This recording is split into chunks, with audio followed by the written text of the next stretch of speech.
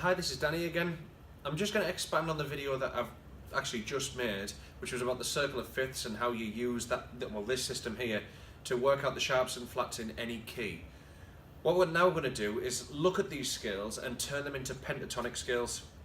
Pentatonic scales are a brilliant way to start improvising when you've got relatively straightforward pop tunes where it's chords that are taken from the harmonized scale, things like C, F and G, and you've just got these 3-chord tricks, or very poppy tunes where you just want to kind of play a pop solo over the top of, and you've got these great pentatonic scales.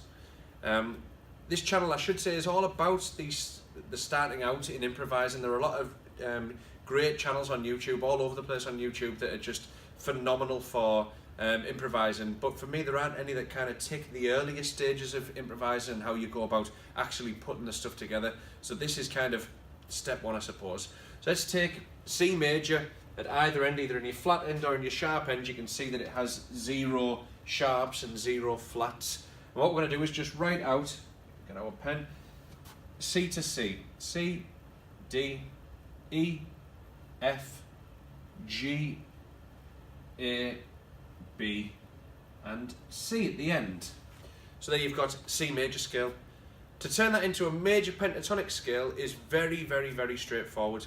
All you have to do is take out the 4th degree, so that's gone, and the 7th degree.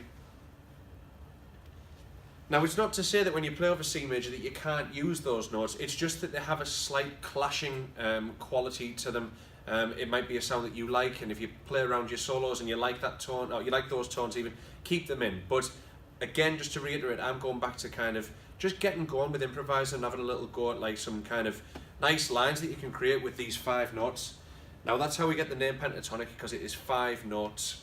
1, 2, 3, 4, 5. Granted, there's a C again at the top, but it's 5 different notes. C, D, E, G, A, and that repeated C at the top.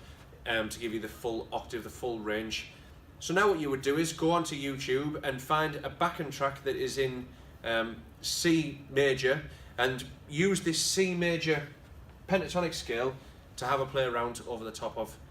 What I would also say to you is, if you're playing alto sax and tenor saxophone, you will find that YouTube backing tracks will need to be transposed, and straight after I make this video I'm going to do another one on how to transpose these backing tracks so you know really what you're looking for. So when you're looking at keys, you have 2 different types of keys, a major key and a minor key. So we've looked at the major pentatonic, where you take your major scale and you take out the 4th and 7th. So we had C major and we took out the F and the B to give us C major pentatonic. The other type of key that you have is a minor key. So the way that you find out a minor key is it is the 6th degree of a scale, and then those same notes again. It's a mode. It's when you have the exact same notes, but from a different start and finish point. But don't worry about that too much. It's basically the 6th degree of a major scale. So let's take any of these. Let's say D major that has 2 in. I think we haven't got our pen there. So we write out D to D, D, E, F, G, A, B, C, and D. And we know it's got 2 sharps in, Father, Charles. So we put an F sharp in, and we put a C sharp in at the end. Relatively straightforward. To make our pentatonic scales, we take out the 4 and the 7. So we take out the G, and we take out the C sharp. Remember, like I said earlier, you can still include those tones if you like the timbre of them, or if you like just generally like the way they sit in the scale, that's fine. So now what we want to do is find the 6th degree. So we've got 1, 2, 3, 4, 5, 6. Please note that I'm still counting this as one of the degrees. I've just taken it out when we get to the improvisation stage. 1, 2, 3, 4, 5, 6, and we land on B. B minor, B natural minor, is the exact same sequence of notes.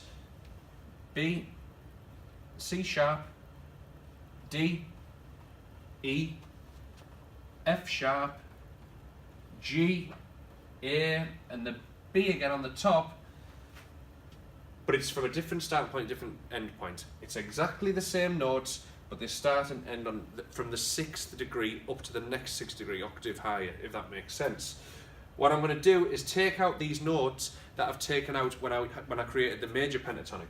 So now G is gone, and C sharp has gone.